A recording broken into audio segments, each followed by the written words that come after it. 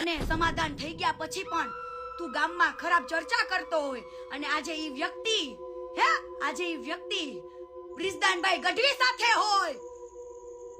ઉમેશ છોકરો છે બ્રિજદાનભાઈ સાથે છે અત્યારે, એને આ પેટમાં દુખે છે કે ઓહો અલા ઉમેશ મારી હારે હતો ઈ છોકરો અને આ બ્રિજદાનભાઈ હારે જતો રહ્યો અને એને બધું કહી દીધું કે આ ખહુર્યો બ્રિજદાનભાઈ તમને આવું બોલતો તો કેમ ભાઈ પેટમાં દુખ્યું.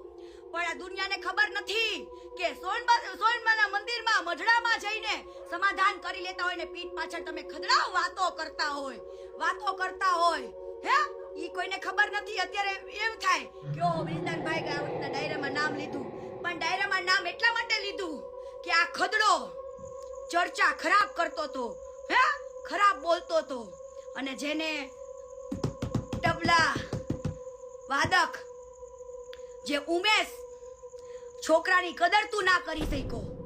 કદર એવા વ્યક્તિને જો તું ધુતકારતો હોય જેના સુરથી તને આગળ લાવ્યો હોય. બાકી એકલો બોલતો હોય ને કલાકાર આમ ડાયરામાં આમ ફલાણું ઢીકણું તો એમાં આગળ ન આવ્યો.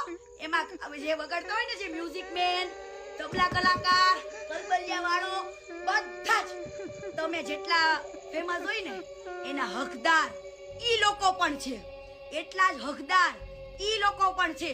પણ એની છોકરાની કદર ના કરી અને બ્રિજદાનભાઈએ છોકરાનો હાથ પકડ્યો અને એની સાથે રાખ્યો. શું ઈ બ્રિજદાનભાઈની ભૂલ? ઈ બ્રિજદાનભાઈની ભૂલ? ઈ છોકરાની કલાની કદર કરી ઈ ભૂલ? બ્રિજદાનભાઈની ઈ ભૂલ?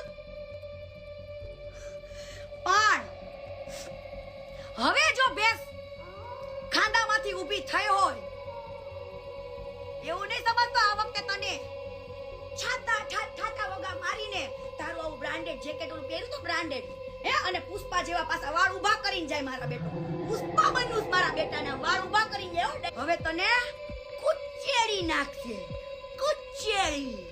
હા નીચે ખબર પડે તને તે હવે બરાબર. અને બીજી વસ્તુ, રાજકોટ કેમ છોડવું પડ્યું ભાઈ? રાજકોટ